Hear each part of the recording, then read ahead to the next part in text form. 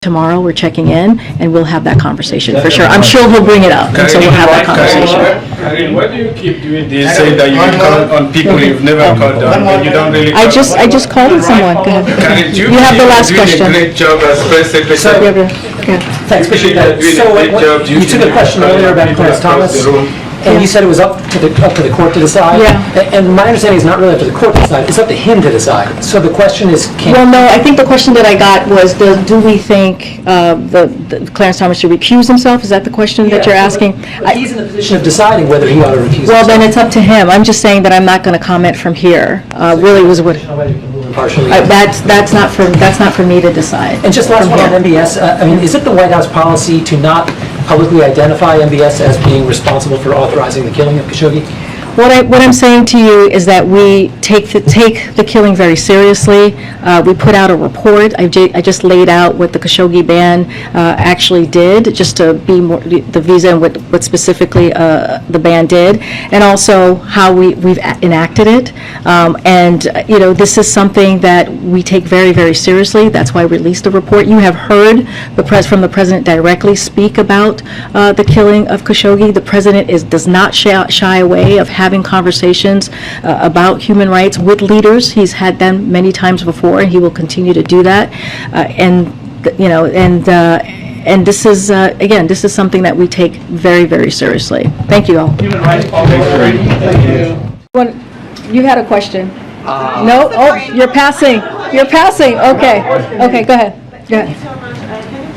The White House intends to issue a rule on reducing nicotine levels in cigarettes, and if so, can you give us some details about that? I'm not going to comment on any leak information. I have no final decision to preview at this time, but what I can say is one of the president's key unity agenda item is ending cancer as we know it, including by reigniting the Cancer Moonshot Initiative. Already have been steps from the FDA to address the impact other tobacco products like methanol and flavored cigars have on the American people, as I've mentioned here before. And I will take this opportunity to remind everyone that what the Office of Management and Budget regulatory agenda is and is not.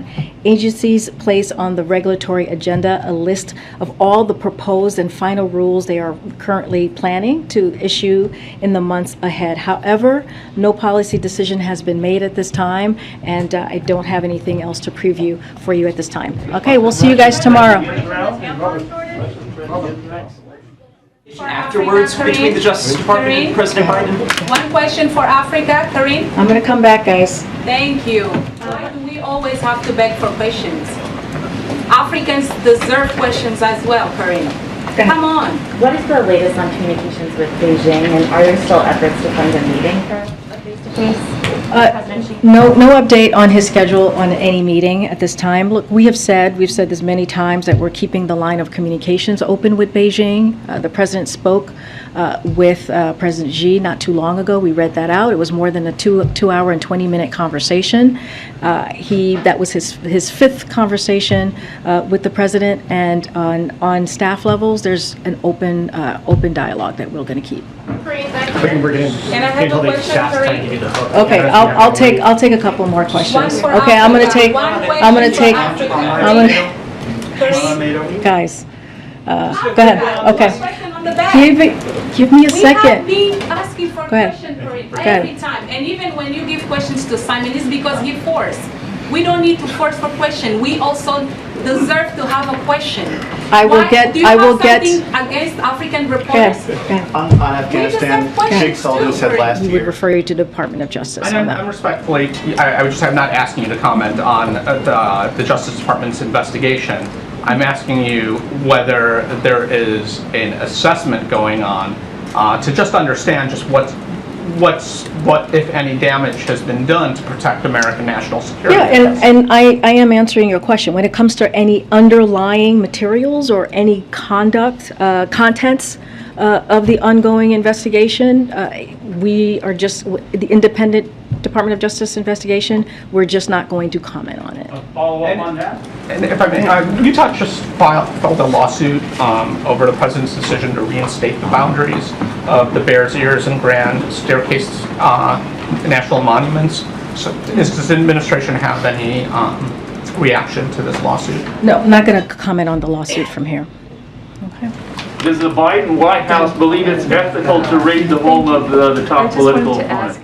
I mean, that is not an unusual scenario there. Karine, I have John Lennon top of mind just about every day, but I'm not looking around for him anywhere. When you sign a bill for John Lennon as president, then we can have this conversation. Okay, go ahead. Go ahead. Go ahead. These moments of confusion are happening with increased frequency. Go ahead. Excuse me, there are Americans reports are watching this and are having concerns. What do you say to that? This is a legitimate question. We need to have some answers.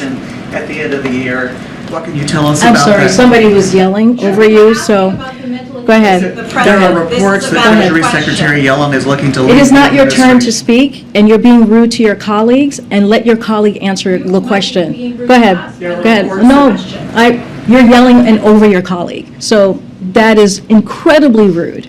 So can you, go We're just ahead. trying to get an answer, Go ahead. Karine. There are Top of reports that mind, Treasury we want an Secretary answer. Yellen is looking to leave the administration at the end of the year. When the president speaks with the new Prime Minister of the United Kingdom, will he discuss the Northern Ireland arrangements? Is there an expectation that he'll call on the Prime Minister to delay implementation of the protocol bill that she has supported that would allow the United Kingdom to override the provisions of the agreement between Northern Ireland and the Republic of Ireland?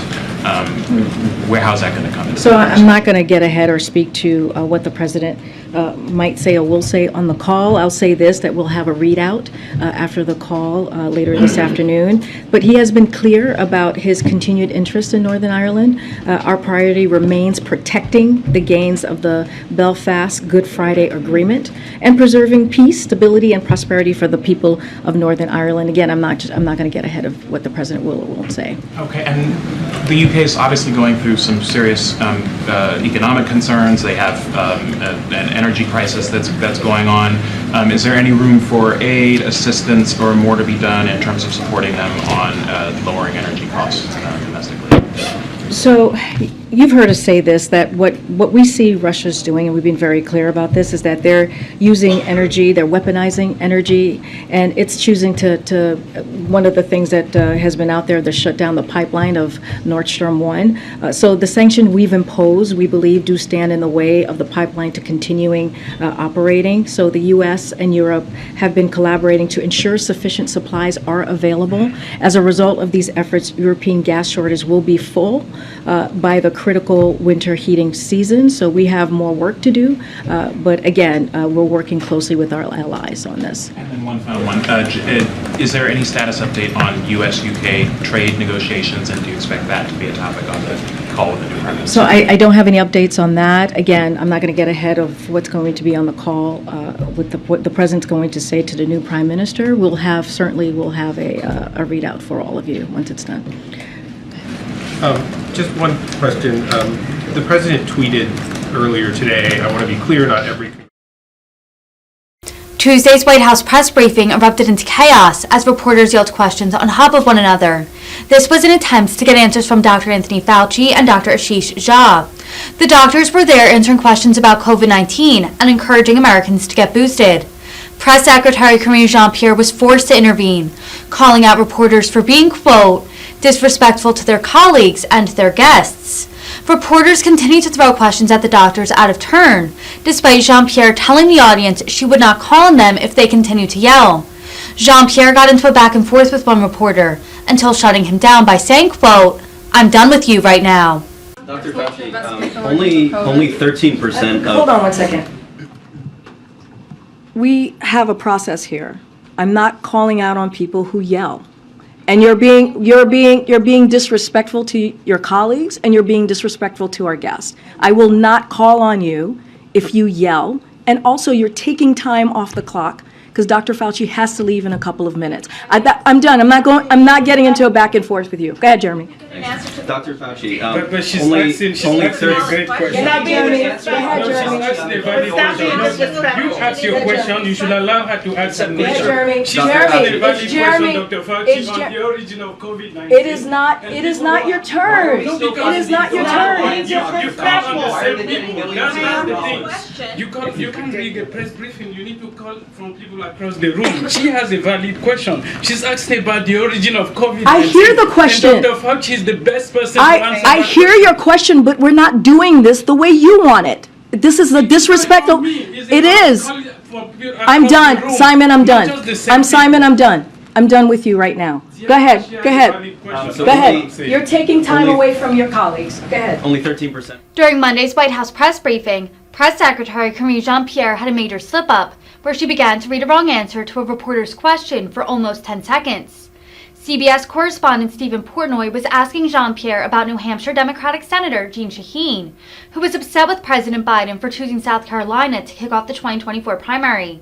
Jean-Pierre began to speak about former President Donald Trump, saying, quote, "It is ultimate irony that the 2020 election was proven by the Trump administration's homeland," before she caught herself reading off the wrong page, saying she got ahead of herself.